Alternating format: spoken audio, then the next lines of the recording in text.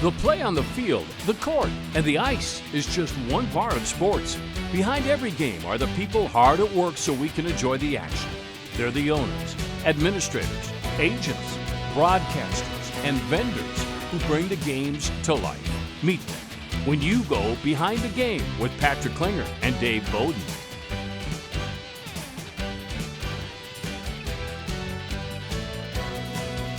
Welcome to Behind the Game, presented by Blaze Credit Union. I'm Patrick Klinger, president of Agile Marketing Partners. Alongside me, a man who was the inspiration for the movie White Men Can't Jump, Dave Boden. Hey, Dave, it's great to, we missed last month. Yeah, I hated to miss, but I'm glad to be back here today. Yeah, it's great to be back in the saddle. We've got an extraordinary guest today. Clearly the best dressed guest that we have ever had. For sure. Definitely the best dressed guest. What you had to make me try to say that. Right, and I could jump. I jumped easily 6'8", maybe even 10 inches. So yeah, well, I'd like to see take that back. All right, so we are here today. It's my pleasure to introduce our guest, legendary St. Paulite NBA official Kenny Maurer, who is our guest today. Referee in the NBA for over 35 years, and in that time never once missed a game during his career. It's amazing.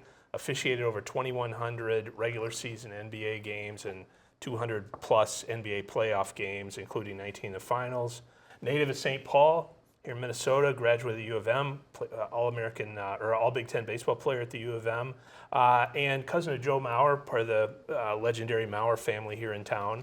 So Kenny, welcome. Thank you for joining us today. Thank you. I'm glad to be here. I will get it started just with this. As far as NBA officials go, I'm not saying too much, I don't think, to say you were really a legend in the NBA. And over 35 plus years, you officiated, as we mentioned, over 2,100 regular season games. How does a kid from St. Paul end up being a legend in the NBA? Well, first of all, thank you. It's nice to be here, both of you. It's great to be able to talk openly today. I enjoy being able to do this. My father was a referee. My dad was a coach, a very successful coach in the Twin Cities. And when I was a young kid, I used to go watch him on Friday and Saturdays referee high school or college football or basketball. And I think I fell in love with it then. I enjoyed it. I often asked my dad, I said, Dad, what do you enjoy more, coaching or refereeing? I don't know. I don't know if he ever really answered it. He enjoyed both. He loved coaching kids, but he also enjoyed the challenge of refereeing, basketball or football. So I used to watch him when I was young. I remember 10, 11, 12 years old. Couldn't wait to get a box of popcorn and go watch him at Eau Claire or Augsburg or Hamlin, or he could be at a high school, he could be at Robbinsdale, or he could be at Richfield. And I just enjoyed watching him. And then when I started in college, my first year was at a junior college, and I took an officiating class. It was 1 credit. Back then, I just wanted the credit. It wasn't like I, thought I was going to, where it was going to take me or anything. And I started, studying the book, or I started going out and refereeing kids' games, 6th and 7th grade games. And I go, wow, it was a great challenge for me. I took it on as a challenge because I transferred the challenge of trying to be successful as an athlete to try to get plays right, try to be successful on on either the football field or the basketball court. And so I fell in love with it right away. So I was like 18, 19 years old. And I started, and that's how I became enamored with refereeing. I used to watch NBA games on Sundays then. They weren't what they were, since Bird and Magic came, of course. But I used to watch games, and I used to just watch the NBA referees more than I'd even sometimes watch the game and go, how they would do things differently. They would bounce the ball, or they'd throw the ball as opposed to handing. Little things that normal people probably wouldn't even, but I just wouldn't even, notice. But I loved it. And so that's how I started. And one thing led to another. And in 1986, I was officially hired in the NBA. The Maurer family is synonymous with athletic excellence. Your cousin Joe Maurer was recently inducted into the Baseball Hall of Fame. What is it about the Maurers that allows you to be so successful in sports? I should say my family, but my uncles, my grandfather, my uncles. I think any of the younger Mauer family would tell you that. I mean, I remember one time I was at the University of Minnesota, and I walked in. I was playing baseball. I was on a baseball scholarship there. And I walked into the sauna after a winter workout. And, of course, the hockey team was there. Who was the hockey coach then? Herb Brooks. Well, Mr. Brooks was a friend of our family. He was from St. Paul, as you well know. And I'll never forget this as long as I live. I'm very, very proud of it. I say this because of how proud I was that he actually said this in front of a lot of people. We're in the sauna, and he said to his coaching staff that were also in the sauna. I mean, I had my head down. I was 18 years old. I'm I'm about ready to pee my pants. I'm sitting in the sauna with, and he says, "Gentlemen," I try to remember gentlemen. He said, "Hello, Mr. Mauer. How are you?" I said, "Hello, Mr. Brooks. How are you, sir?" He said, "How's your family? How's your dad?" I said, "Fine, sir. Thank you." And he said, "This young man is part of the most acclaimed, best athletic family that is and ever will be in St. Paul." It's a great story. Well, how do you answer that when you're an 18-year-old kid that you're so proud of your family anyway, and you're proud of your dad and your Uncle John? And I said, "Thank you, Mr. Brooks. I really appreciate." And he said, "That's the truth, gentlemen. I don't know if you're familiar with the Mauer family, but they're wonderful athletes and they're good people." And so, I don't know. I think it was my dad. He played professional baseball and professional basketball. He knew Mr. Mikan. He knew Mr. Kunla. He played for Mr. Kunla at the St. Thomas College. My Uncle John played professional baseball. Was with the Twins for how many years? My Uncle Jake was probably the best athlete of all of them. That's Joe's grandfather, my godfather. My Uncle Hank was a boxer and a good athlete. I mean, I think it just stemmed from, the love of athletics that they started long ago. My grandfather used to take them to Golden Gloves matches at the old St. Paul Auditorium, and they used to Golden Gloves when they were, 10, 12 years old. So I think it was just sports was something they all felt. They all became coaches. I'm very proud of my family, as you can tell. I'm very proud of them. I'm very proud of Joe. I'm very proud of all of my family. We're very close as a family. And I think the closeness was initially because of our love of sports. And I think that's what, you can say that about a lot of people. Sports are good. They're healthy. They teach people discipline. They teach people camaraderie. They teach people sportsmanship. They teach people how to win and how to lose. And it's so important in daily life. So they instilled all of that in us. And so I say it's because of our grandfathers, our uncles, our fathers. And I'm very proud of all of them. It's definitely an amazing story, family story, and an ongoing story.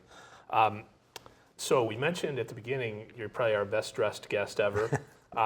Also in exceptional physical condition. I bring that up because athletes, as you know, have gotten faster, stronger, bigger over time and are at peak physical condition.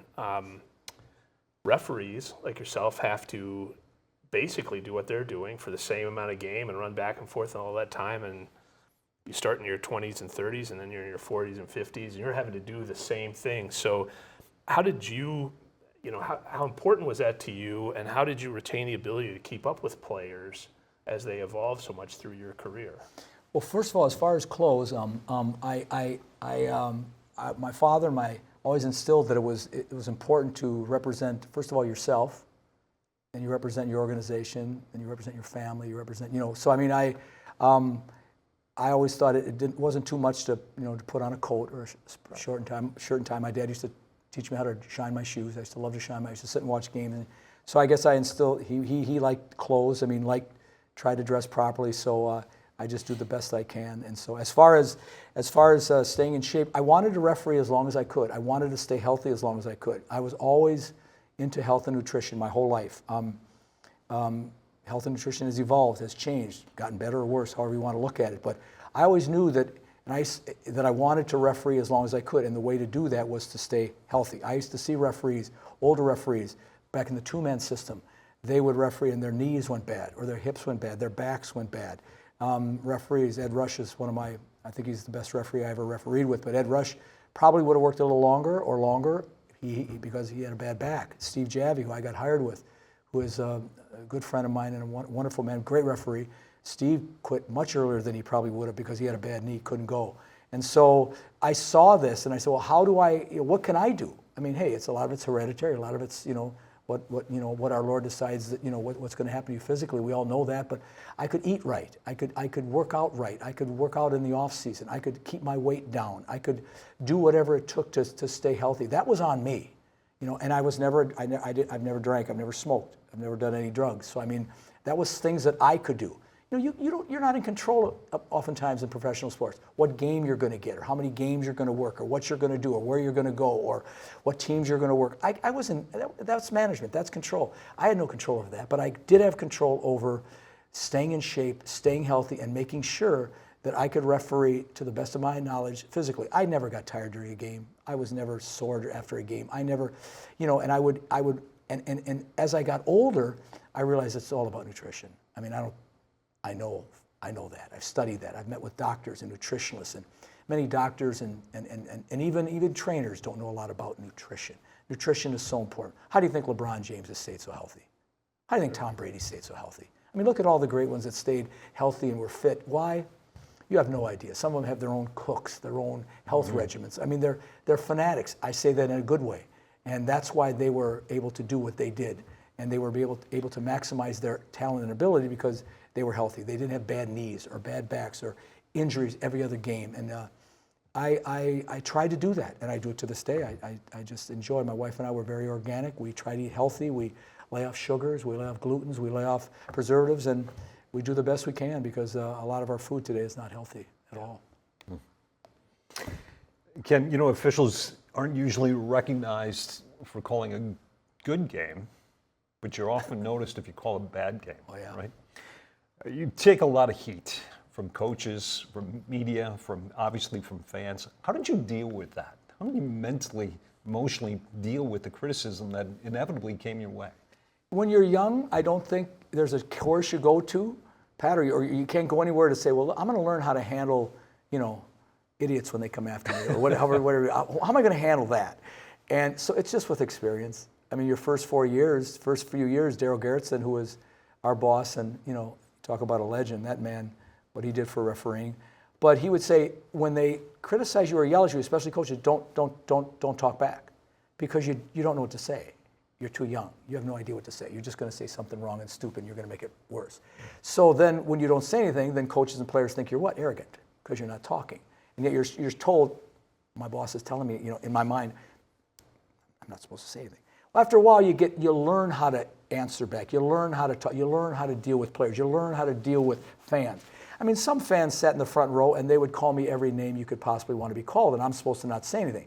Well, sometimes I did say something, and I would get fined, But other times, 5 years, 10 years down the road, these same fans, I was going out to dinner with them after the game because they came to know me other than just being a referee. I blow a whistle for a living. So what? No big deal. But what am I as a human being? We go out, we've actually some of us become lifelong friends. Same with coaches and players. I mean, players don't even know your name. The first, hey, and then after a while you're saying, my name's Ken. What's your name? Well, you're supposed to know my name. Well, you're supposed to know mine too. So you get to become, and things you say with coaches. After a while it's hey, then it's Ken, then it's, hey, Kenny, talk to me. I mean, so it comes with experience, just like anything else, in any job, in any way of life. And so I wasn't very good early on in my career. In fact, I was bad. I would get, the so-called the red ass, they would call it. And I didn't like being criticized. I didn't like being yelled at. And Daryl Gerritsen or Jake O'Dowd would make a call. They'd run another court. They'd yell at me. I'd say, do I even look like Jake? Are you kidding me? Or I'd work with Hugh Evans. Hugh Evans was black. Do I look like Hugh Evans? He's black. I'm white. I didn't make that call. But they weren't going to yell at Jake. They were going to yell at me. And then later on in my career, they weren't yelling at me. They were yelling at the young guy. That's the way it is. And I kind of enjoyed it. It kind of kept you going during the game. I enjoyed the yelling and the screaming and just being in. I kind of like that. Coaches, you'd have to settle them down. If you have to give technical fouls and eject coaches, you do. The next day you talk about it on the court. You'd say, hey, or you'd say, I had no reason to. I mean, people have no idea, I would throw Steve Kerr in a game. He threw his thing down, and he got so mad. And after I went to the monitor, and the replay center told me it was a flagrant foul. So I said, it's a flagrant foul, Steve. He's gone. Draymond's gone. Oh, my God, he went crazy. Well, I see him 9 days later. He walks out on the floor to start the game. Kenny, I owe you an apology. My gosh. I said, you don't owe me an apology, Steve. I knew what you were doing. You're protecting Draymond Green. That's what you're trying to do. Yeah, I know, but I shouldn't have done it. Hey, yeah. We laughed, we joked, and that was it. But I mean, these are things that people don't see. It's their job. It's a tough job coaching in the NBA. It's a very tough job. A lot of pressure on them. And so now people I referee, Jason Kidd, or I refereed Steve, or I refereed a lot of these players now. Scotty Brooks, Rick Carlisle. I have a lot of respect for the coaches in the NBA. I really do. So, talking about getting calls right or wrong, or the challenges, one of the things that's obviously changed over the years in all sports, but for officials in basketball, football, everywhere, technology is changing the way games are officiated and played. Reviews, challenges, and all those things, and they're becoming more and more used as the scope of what you can look at is broad. And I think there was just a rule change in the last few days with the NBA to broaden it even further a little bit. Do you think this truly makes the games better, or are we losing some of the human element or spontaneity of the sport when you have this amount of technology in use? Well, that's a question we could talk about for hours, and it's a great question. And do I think it's personal? It's whatever you think, whatever Pat may think, whatever I think. As a referee, I mean, the game has evolved and changed so much. Yes, do I think it's taken out a lot of the human element? Absolutely. Come on, who are we kidding here? I mean, after you look at the replay 17 times in a replay center, I can tell you whether, when a guy goes up for a shot, this, how many times did I hit my elbow? Well, 2, missed it once. And you have to be in the exact place to see that. And referees are very good at getting in that position to see that, especially with the onset of all these 3-point shots and how the game has evolved and changed just offensively as well as defensively. But do I think it's I fought it for a while in my mind. I fought it for a while, but you do what you do what the NBA tells you to do, what management tells you to do, what the board of governors tells you to do. They tell you how to referee the game. They tell you that you're going to go over and look at this play at this time or in this situation or whatever the guidelines were. They started at a couple. Now there's 20, 30, whatever there are, times where you're allowed to go over and look at a play. They want to get the play right. But you also look at the element now, the games are run by lawyers now. The games are run by lawyers and people, it's about money. It's all about money, money, money. And so, they think one call or one this or one that could cost them a quarter, could cost them a game, could cost them a season, could cost them a playoff, could cost them what? Money. And so it's evolved, and I have no time for that. I mean, I believe, we all make mistakes. Players make mistakes. Referees make mistakes. We live with it. And I think players and coaches believe that. But when you get higher up into the owners, into the people that are really governing pro sports now, it's all about, well, wait a minute, we got to get, how do we get this right? And so the games are longer, and they're doing things to speed up the games. But every play is so important. Everything is magnified. And now you got gambling involved and all that, which I thought never would take place, but now it does. And so it's yes, it's changed. Do I think it's better for the game itself? No, I don't. I think I still like to go out in the sandlot and play, and whoever wins wins. And I don't believe in cheating or anything like that, but I believe you're going to be fair both ways. They think that every play has to be looked at. They want to get every play right, and that takes the human element out of everything because no one's perfect, are we? A long way from it. No. Kenny, you mentioned gambling, and I want to make sure that we touch on that because it's becoming ubiquitous in sports, right? Sports leagues are now partnering with betting companies where they ran from them previously, right? Timberwolves center Rudy Gobert suggested that sports betting is influencing how NBA referees are officiating games. Dean Blandino, who ran the NFL's officiating department from 2013 through 2017, said NFL officials have been approached about manipulating games. What kind of impact are you seeing with betting on sports? Well, first of all, Rudy, I would tell you you're full of baloney. How's that? I would say that. Rudy, I can turn around and say, Rudy, I think sports gambling is affecting the players and how they play. Well, I don't believe that's true either. I don't believe that's true, and I don't believe it's true with referees. Yes, a while back, yes, there was a situation with a referee. Yes, there was a referee that did some things he shouldn't have done. Yes, the referee was, prosecuted. Yes, the referee went to jail. Yes, he was wrong, and we don't hide from that. And I'm sure that the doctors and lawyers and players and many people have done things wrong that they're ashamed of. So, and we're not. But I'm not going to let that one incident, and with many people it does, affect how they think about refereeing in general. I think referees, for the most part, are the most ethical people I know. I think NBA referees take great pride in refereeing. They take great pride in getting every play right. You have no idea how they're criticized and how they're scrutinized and how they're supervised and how they're sent game tapes and how every play they miss and how they're evaluated, how they're criticized. People have no idea. Rudy, you have no idea. So having said that, no, our referees we talk about it at camp. We used to talk about it at camp. I'm sure they still do. Talk about, gambling and how that affects, and if you ever are ever approached by anyone, let someone know. And they have people in the NBA that go right, absolutely. It's a concern. They want to make sure that doesn't happen for everybody. And the referees are just so, it's just they're so important to the game because they think every call they make could be magnified to why did he make that call and was he influenced and who was he influenced by. But no, I honestly didn't see it with Donaghy. I mean, Donaghy was a difficult guy.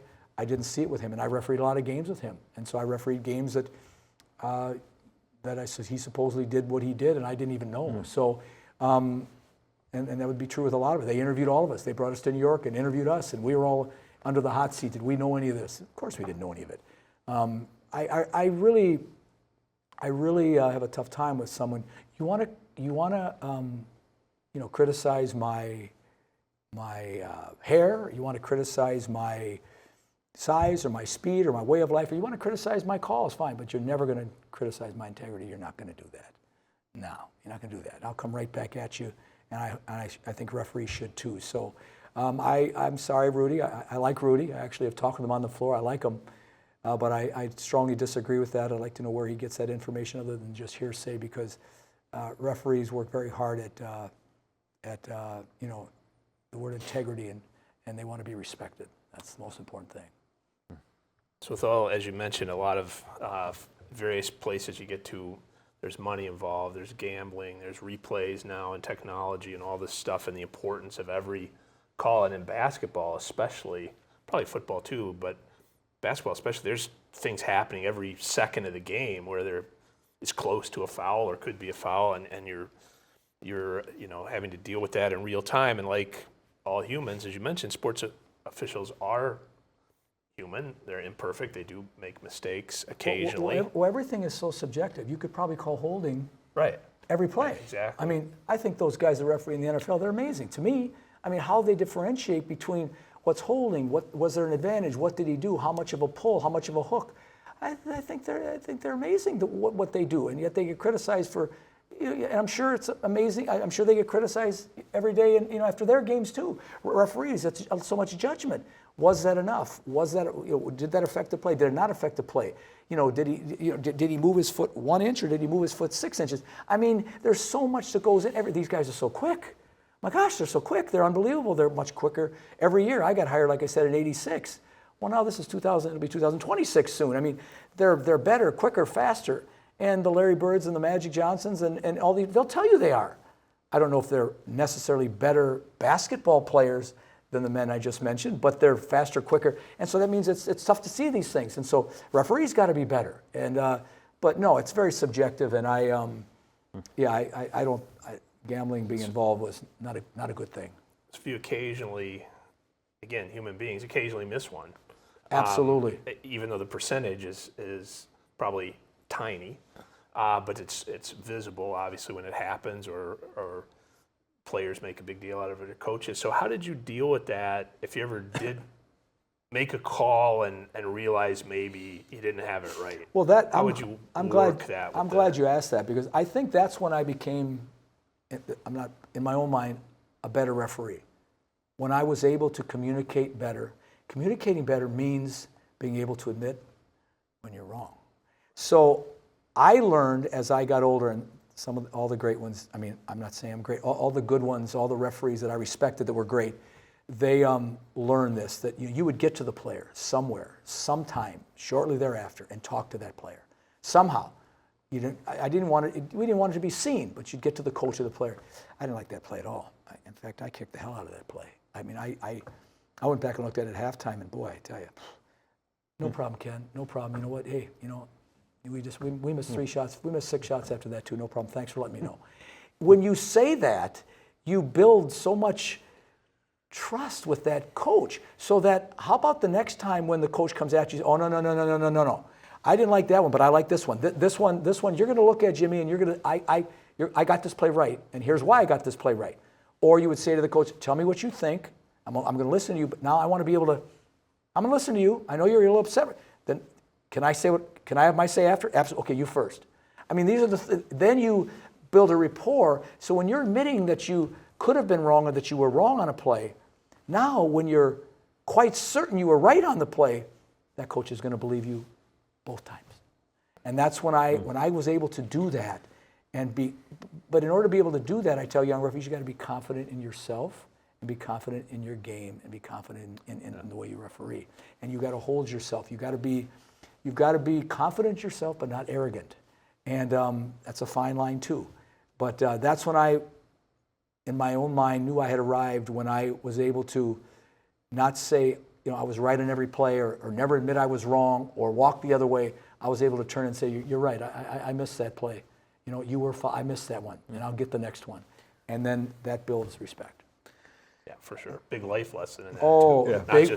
Big not life. Just refereeing. I'm glad you said that. Big life lesson that we all can admit, to our wives or to our friends or to our people, co-workers. Hey, you know what? I was wrong there. And you know what? We as a society don't do enough of that. So, We're down to our last couple of minutes, Sure. and I really want to get this in. Kenny, your NBA career ended when the league suspended you for not taking the COVID vaccine.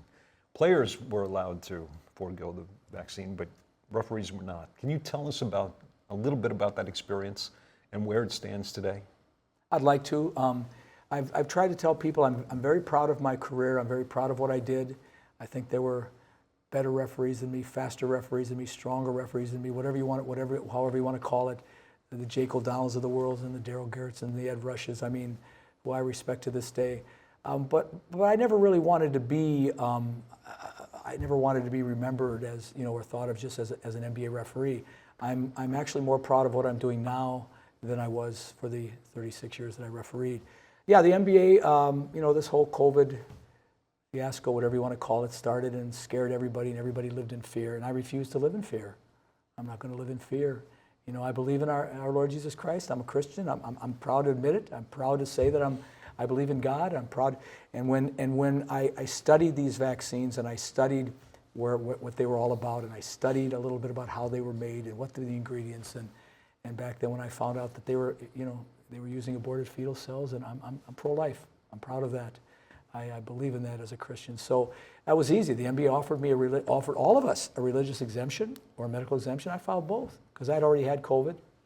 It was like the flu. I had a tough time for a week, just like everybody else, and or I know many people suffered from it. But I filed the religious exemption. They denied everyone, and now I'm suing them in federal court, and I'm going to win too. But I want people to know that I'm not. It's not about black or white, and it's not about Trump or Biden, and it's not about whether or not you gentlemen took the vaccine or you didn't. I don't care whether you did or not.